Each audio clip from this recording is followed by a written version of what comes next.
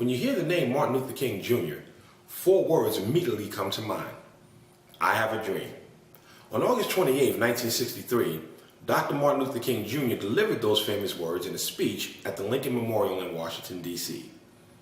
Born in Atlanta during the height of racial segregation, Martin Luther King dedicated his life to bringing these social injustices to light in a powerful but nonviolent way. His dedication to God and his country led him to be of service to his fellow man.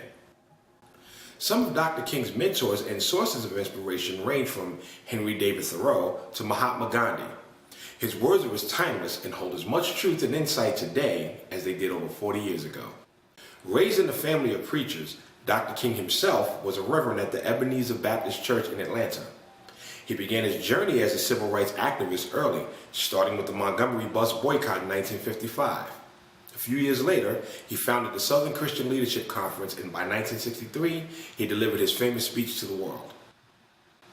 The author of numerous books on social consciousness and spirituality, Dr. King was the youngest person to receive the Nobel Peace Prize in 1964.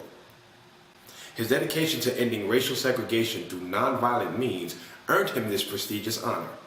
In his later years, MLK focused his energy on ending poverty and protesting the Vietnam War.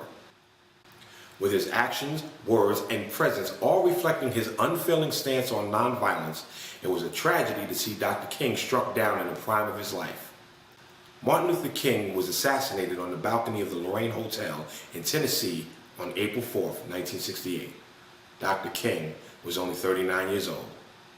Today, his legacy lives on through the King Center, located close to where he grew up and delivered his weekly sermons.